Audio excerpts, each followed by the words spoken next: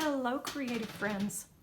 I am back with more for our fourth project for our 12 months of wholeness through creativity. This month we are working on creative Bible journaling, and this video is going to be about creating backgrounds. I've already prepped the page here with some distress acrylic paint in cracked pistachio by wiping it on with a makeup wedge and letting it dry so that we can be ready for the next part of this technique. I'm going to use a stencil for this. I've got a Dilutions mini stencil here that is called Fronds of Foliage. I've put a little bit of painter's tape so that I can block off the area that would come over the words here so that it just goes right along my edge of paint there. I'm going to de-stickify this a little bit. Even though it is a low-tack tape, I don't want it to rip my Bible page, so I just want to make sure that it'll keep my stencil down just a little bit while I work at coloring in with the stencil. I'm going to use 3 different colors of green for my leaves, and these are the Distress Inks: Shabby Shutters, Crushed Olive, and Mowed Lawn. And I'll be using the ink blending tool, which is the little foam circles on the handle, inking that up well, and then coming in on my stencil and just blending around and around to cover that area. This is my lightest color here, and I'll go down just a bit, and then I'll come in with my next color and I'll overlap just a little bit so that I get a good blend between my colors. The next color I'm going to use is Crushed Olive.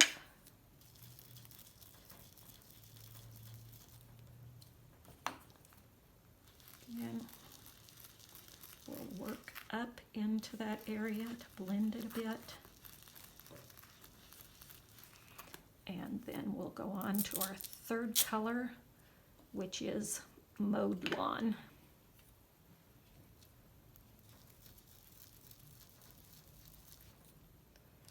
Which is our brightest of our greens. And again, just going to work up a little bit into that previous color to try to get a blend there. My background with the cracked pistachio is a bluer green than my other greens, but that'll help provide a good contrast. There, I'm going to work my way back up now to get a little more blend in here.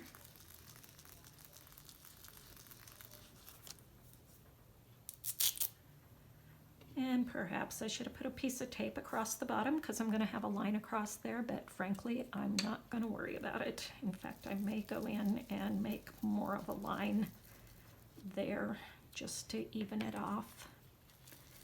But you notice that the Shabby Shutters, right, is not very much darker than my cracked pistachio. Let's take a peek. Yeah, we've got just a faint coloring there, but we've got a nice blend of the 3 different colors. I am happy with that. Like I said, I'm going to go back in, just take my Mowed Lawn across there, creating kind of a line at the bottom, and carefully peel my stencil up, and there we've got a great background for the verses about Christ being the true vine and us being the branches that abide in the vine, which I'll do some journaling and more decorating on. So stay tuned, and I will be back with a couple more techniques for backgrounds for you. Let's take a look at a couple more background techniques that we can do. This one's really super simple. It's just called ink smushing, and I'm going to use 3 different colors of my Distress Inks here: carved pumpkin, mustard seed, and mowed lawn. And I'm just going to take each and smush a little bit of ink down onto my mat here.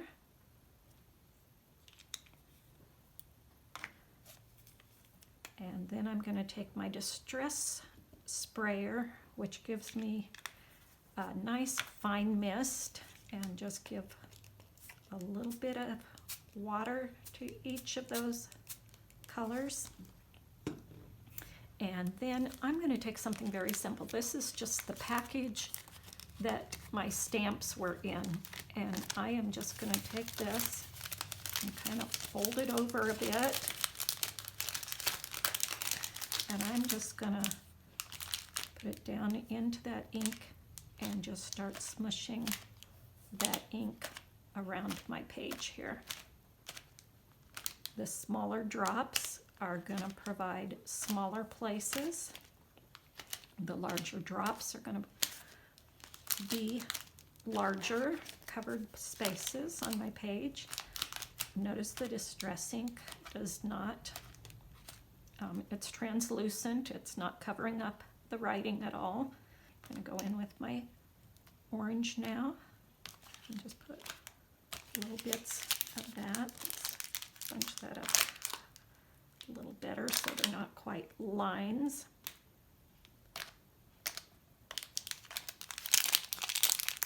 We're just going to smush different colors all over our page.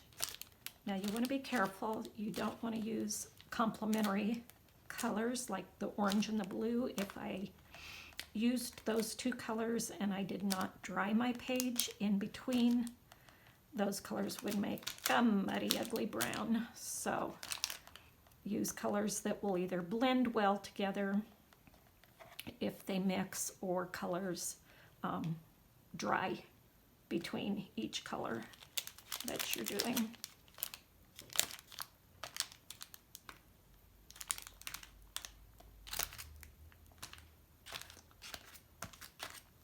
See, this is just giving us a nice colored inky background. Very super simple to do, but it's getting some color on this page and stopping that blank page syndrome and showing you that you do not have to be skilled in art to be creative in your Bible journaling. So, because this is a wet product, because it is the distress ink, I'm going to expect that this has bled through to the back of this page, but that is totally okay because now that page is already got a background on it and ready to be decorated. So I can either let this air dry, or I can bring in my heat tool and dry it, but there's another technique for you. I can just wipe this off and my bag is ready to put my stamps back in, and wipe off my mat, and it's ready for the next technique. So I'll be back again with some more techniques for backgrounds for you. On this page, I'm going to do some ink blending for the background. And I've already prepped this page by applying a thin layer of gesso with the makeup wedge and dried it, so it's ready to go. It's not a very thick layer that I've put on there, but it should be enough to keep this from bleeding through too badly. So I'm going to use hickory smoke first and put a background down with my blending brush here. And this is just to provide a background. Careful that I don't mess my page up, wrinkle it up too badly. But all I'm wanting to do here is just get some of this gray color onto the page. This page is about Jesus being buried, and so I'm going to use a stone stamp on this page. Okay, you can see because I prepped the page with the gesso first that the blending isn't coming through at all. Next, I'm going to take the Black Soot Archival ink and ink up my stone stamp.